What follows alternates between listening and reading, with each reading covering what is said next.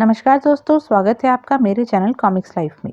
शुरू करते हैं राज कॉमिक्स की एक और मज़ेदार कॉमिक्स, मैं देशद्रोही हूँ। मैं देशद्रोही हूँ। कथानक राजा, चित्रांकन चित्रक, संपादन मनीष चंद्र गुप्त। नवलगढ़ का प्रधानमंत्री। ओह, इतनी सुंदर कन्या! लगता है जैसे अप्सरा ही स्वर्ग से पृथ्वी पर उतर आई है। वह घोड़े से उतरा। सुंदरी, तुम कौन हो? मेरा नाम रुक्मा है।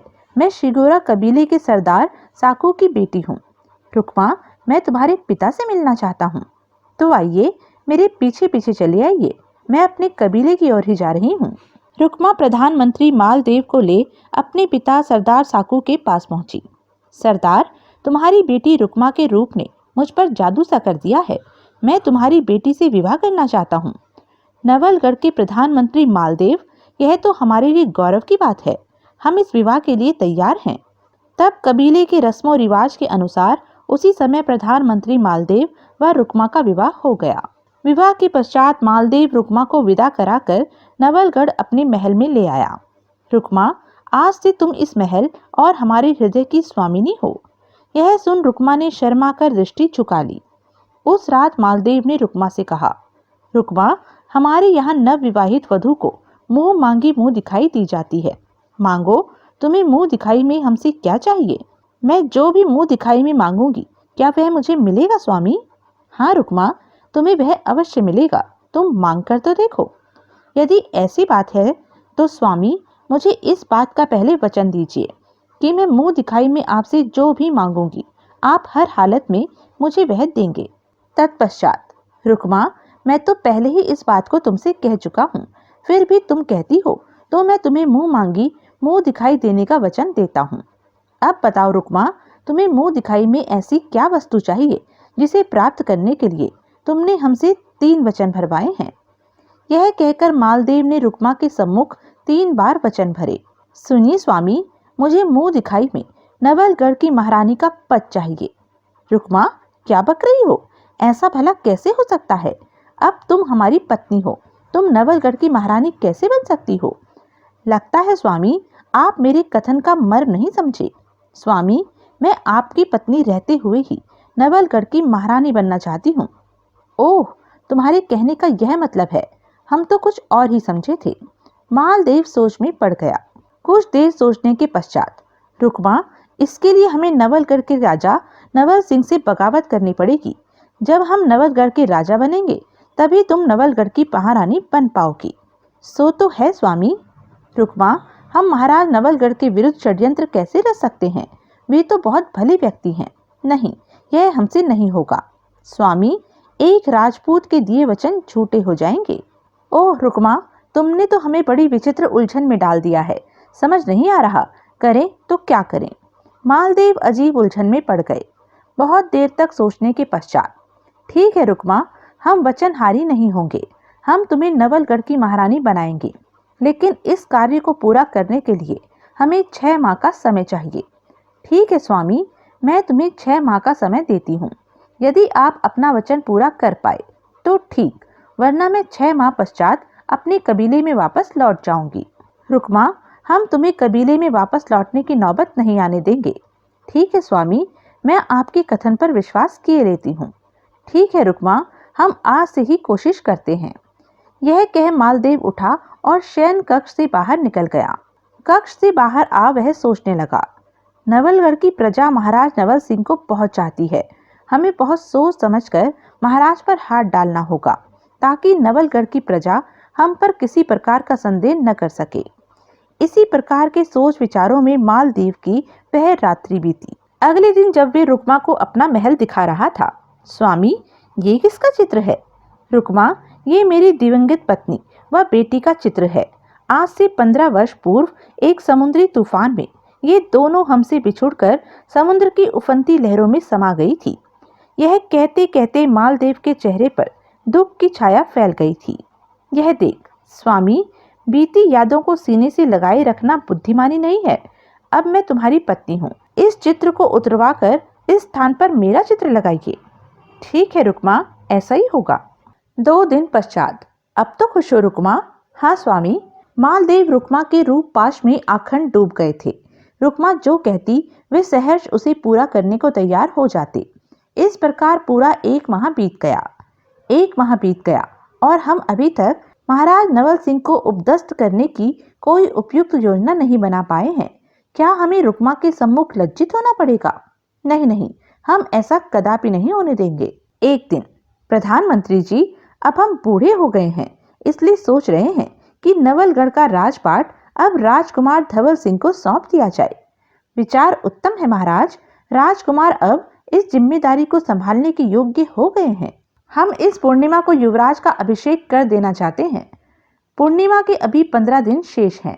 मैं आज से ही युवराज के राज्याभिषेक समारोह की तैयारियां प्रारंभ करवाए देता हूँ महाराज। राजा नवल सिंह के कक्ष में से जब मालदेव बाहर निकला, महाराज युवराज को राजपाट सौंपे।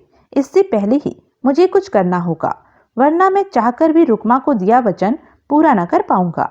उस रात, लाओ सेवक, दूध का पात्र मुझे दे दो। मैं युवराज के पास ही जा रहा हूँ, मैं उन्हें यह पात्र दे दूंगा। जो आज्ञा प्रधानमंत्री जी। सेवक जब दूध का पात्र मालदेव को सौंप वहां से चला गया। इस विषैले दूध को पीने से युवराज अंधा हो जाएगा और किसी को कानो कान युवराज के अंधा हो जाने का कारण भी पता न चलेगा। तत्पश्चात वह युवराज धवल सिंह के कक्ष में पहुंचा। प्रधानमंत्री जी, आप दूध लेकर आए हैं? सेवक कहाँ गया? युवराज, मैंने ही सेवक को कक्ष के बाहर से भेज दिया है। आज खुशी की बेला में मैं स्वयं आपको दूध का पात्र देना चाहता था। खुशी की बेला? हम कुछ समझे नहीं प्रधानमंत्री जी। युवराज, पहले इस दूध के पात्र को लेकर इसका दूध पी लीजिए, तब मैं आपको विस्तार से सब कुछ बताऊंगा। तब मालदेव के हाथ में से युवराज धवल सिंह ने दूध का पात्र ले लिया और उसे पी लिया। आहा, बन गया काम। अब युवराज को अंधा होने से कोई भी नहीं रोक सकता है। दूध पीने के पश्चात अब बताओ प्रधानमंत्री जी, आज खुशी की कौन सी बेला है? सुनिए युवराज, आने वाली पूर्णिमा के दिन महाराज आपको नवलगढ़ का राजपाट सौंपने वाले हैं। ओह, तो यह बात है। हाँ युवराज। प्रधानमंत्री जी, लेकिन महाराज हमें राजपाट सौंपने में इतनी जल्दबाजी क्यों कर रहे हैं? युवराज, आप राजपाट संभालने के पूरी तरह योग्य हो गए हैं, इसलिए महाराज जो करने जा रहे हैं वह सर्वथा उचित है। युवराज। युवराज धवल सिंह के पास से प्रधानमंत्री मालदेव सीधे रुक्मा के पास पहुंचा। रुक्मा, मेरी योजना का प्रथम चरण निर्विघ्न पूरा हो गया है। सुबह होने पर जब युवराज धवल सिंह उठेगा तो उसकी आंखों की ज्योति जा चुकी होगी। स्वामी, एक बात मेरी समझ में नहीं आई। युवराज को इस प्रकार अंधा कर देने से आपको क्या हासिल होगा? युवराज अब नवलगढ़ का राजपाट संभालने के बिल्कुल अयोग्य हो गया है। इकलौते पुत्र के अंधा हो जाने के समाचार को पा महाराज नवल सिंह के हृदय को जबरदस्त ठेस पहुंचेगी। मैं उन्हें भी धीमा जहर देकर धीरे धीरे मौत की गोद में पहुंचा दूंगा। ओह, आपने तो बड़ी अच्छी योजना बनाई है स्वामी। अब मुझे विश्वास हो गया है कि आप मुझे एक दिन नवलगढ़ की महारानी बनाकर ही रहेंगे। देवयोग से कक्ष के बाहर से गुजरती हेमा दासी ने उन दोनों का यह वार्तालाप सुन लिया था। ओह, प्रधानमंत्री और उनकी पत्नी महाराज व युवराज के विरुद्ध कितना घिनौना षड्यंत्र रच रहे हैं। इधर मालदेव रुक्मा से कह रहा था, रुक्मा, एहतियात के तौर पर हमें कल से ही तुम्हारे कबीले के जाबाज लड़ाकुओं को नवलगढ़ के चप्पे चप्पे में नियुक्त कर देना चाहिए। न जाने हमें कब उनकी सहायता की आवश्यकता पड़ जाए। तब तो हमें इसी समय चलकर कबीले में बापू से बात करनी होगी। तो चलें, हम अभी उनके पास चलते हैं। हाँ, यही ठीक रहेगा स्वामी। वे दोनों उसी समय रथ में बैठकर शिगोरा कबीले की ओर चल दिए। मुझे इसी समय चलकर महाराज को प्रधानमंत्री मालदेव के षड्यंत्र की सूचना देनी चाहिए। हेमा तुरंत ही महल की छत से उतरकर राजमहल की ओर चल दी। जब वह राजा नवल सिंह के राजमहल में पहुंची, ए हेमा, कहाँ जाती है? मैं महाराज से मिलने जा रही हूँ। इस समय तो महाराज अपने शयन कक्ष में सोने जा चुके हैं। मुझे इसी समय महाराज को अत्यंत महत्वपूर्ण सूचना देनी है। नहीं, इस समय किसी भी हालत में तुम उनसे नहीं मिल सकती हो। नियमों को कैसे तोड़ा जा सकता है? पहरेदार, मैं तुम्हारे हाथ जोड़ती हूँ, मुझे महाराज से मिलने जाने दो। इसी में हम सबकी भलाई है। हेमा के बार बार अनुनय विनय करने पर भी पहरेदार टस से मस न हुआ। उसने हेमा को महल में न जाने दिया। यह देख, ठीक है, यदि तुम मुझे महल में नहीं जाने दे रहे हो तो मैं यहीं पर रुककर सुबह होने की प्रतीक्षा करूंगी और महाराज से मिलकर ही जाऊंगी। हेमा वहीं पर बैठ गई। उधर अर्धरात्रि के समय जब मालदेव और रुक्मा शिगोरा कबीले में पहुंचे, तुम दोनों इस समय यहाँ खैरियत तो है? सरदार, आओ तुम्हारी झोपड़ी में चलें, वहीं चलकर तुम्हें इस समय अपने यहाँ आने का कारण बताऊंगा। सरदार साकू उन दोनों को अपनी झोपड़ी में लेकर पहुंचा। हाँ, अब बताओ जमाई राज, आखिर बात क्या है? सुनो सरदार, मैंने तुम्हारी बेटी को वचन दिया था कि मैं इसे नवलगढ़ की महारानी बनाऊंगा। मालदेव ने विस्तार पूर्वक सरदार साकू को सारी बात बता दी। तत्पश्चात इस कार्य को सकुशल पूरा करने के लिए मुझे तुम्हारे कबीले के जांबाज लड़ाकुओं की आवश्यकता है। सरदार सोच में डूब गया। कुछ देर सोचने के पश्चात, ओह, तो यह बात है जमाई राज, क्योंकि तुम मेरी बेटी रुक्मा के लिए यह सब कर रहे हो, इसलिए मैं इस कार्य में तुम्हारा पूरा साथ दूंगा। सरदार, मुझे तुमसे ऐसी ही उम्मीद थी। सरदार ने उसी समय कबीले वालों को जगाया। कबीले वालों, जमाई राज को तुम्हारी आवश्यकता आ पड़ी है। अपने जंगी व जहरीले हथियारों को लेकर तुम सब इसी समय इनके साथ चले जाओ, यह हमारा आदेश है। सरदार, आपका आदेश सिर माथे पर। सरदार, जमाई राज के हम किसी काम आ सके तो यह हमारे लिए फख्र की बात होगी। कबीले वाले उसी समय अपने अपने हथियार लेकर मालदेव व रुक्मा के साथ चल दिए। जब वे लोग नवलगढ़ पहुंचे तो भोर होने में कुछ ही समय बाकी था। तुम सब हमारे पीछे पीछे चले आओ। इधर भोर होने पर, पहरेदार, भोर हो गई है, अब तो मुझे महल में जाने दो। हाँ, अब तुम जा सकती हो। हेमा जब महल में राजा नवल सिंह के कक्ष में पहुंची। कौन हो तुम? महाराज, मैं प्रधानमंत्री मालदेव के महल की दासी हेमा हूँ। मैं आपके लिए एक अत्यंत ही दुर्भाग्यपूर्ण खबर लाई हूँ। कैसी खबर लाई हो तुम दासी? महाराज, प्रधानमंत्री मालदेव ने अपनी नव विवाहित पत्नी के कहने में आकर आपके विरुद्ध एक घिनौना षड्यंत्र रचा है। क्या कह रही हो? प्रधानमंत्री मालदेव तो हमारे सबसे अधिक विश्वास पात्र व्यक्ति हैं। नहीं नहीं, तुम गलत कह रही हो दासी। महाराज, मेरा कहा एक एक शब्द सच है। प्रधानमंत्री मालदेव के षड्यंत्र में फंसकर युवराज धवल सिंह अपनी आंखों की ज्योति खो बैठे हैं। क्या क्या सचमुच युवराज धवल सिंह अंधे हो गए हैं? महाराज, आप इसी समय युवराज के पास चलकर मेरे कथन की सत्यता की जांच कर सकते हैं। हाँ, यह ठीक रहेगा। दासी हेमा के साथ जब राजा नवल सिंह युवराज धवल सिंह के कक्ष में पहुंचा। मेरी आंखें, यह मेरी आंखों को क्या हुआ? मुझे कुछ दिखाई क्यों नहीं दे रहा है? ओह, यह तो सचमुच ही युवराज अंधा हो गया है। तो क्या वास्तव में ही प्रधानमंत्री मालदेव ने हमारे विरुद्ध कोई षड्यंत्र रचा है? नवल सिंह दौड़कर धवल सिंह के पास पहुंचा। युवराज, क्या हुआ तुम्हारी आंखों को? ओह पिताजी, आप? पिताजी, रात तक तो मेरी आंखें बिल्कुल ठीक थी।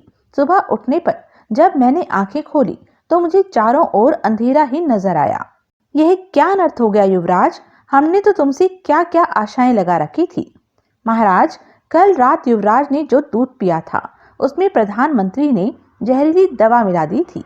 हेमा, मैं उस दगाबाज को जीवित नहीं छोड़ूंगा। मैं अभी उसे महल में बुलाकर सजा देता हूँ। महाराज, भूलकर भी ऐसा ना करिएगा।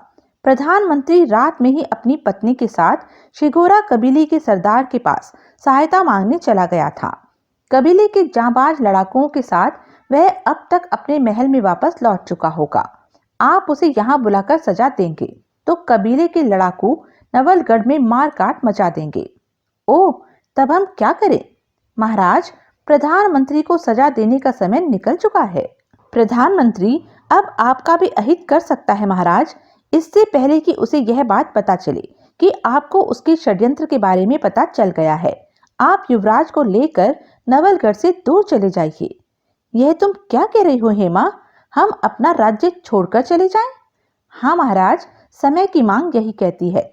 इस समय मालदेव को अपने मन की कर लेने दीजिए। आप नवलगढ़ से दूर नीलगिरी के जंगल में चले जाइए। मैं समय समय पर वहां पहुंचकर आपको नवलगढ़ की सूचनाएं देती रहूंगी। हेमा, शायद तुम ठीक कह रही हो। हमें इस समय नवलगढ़ से दूर चले ही जाना चाहिए। तब नवल सिंह ने उस कक्ष की दीवार में बने गुप्त द्वार पर 5 बार दस्तक दी। गुप्त द्वार खुलते ही सुरंग में खड़े घोड़े पर नवल सिंह ने युवराज धवल सिंह को बिठाया और हेमा, हम नीलगिरी के वन में तुम्हारे आने की प्रतीक्षा करेंगे। जी महाराज, मैं जल्दी ही वहां आपके पास आऊंगी। तो यह थी अब तक की कहानी। आगे की कहानी जानने के लिए बने रहें मेरे साथ। और हाँ, मेरे चैनल को लाइक, शेयर और सब्सक्राइब करना ना भूलें। और कमेंट करके ज़रूर बताएं कि यह वीडियो आपको कैसा लगा। धन्यवाद।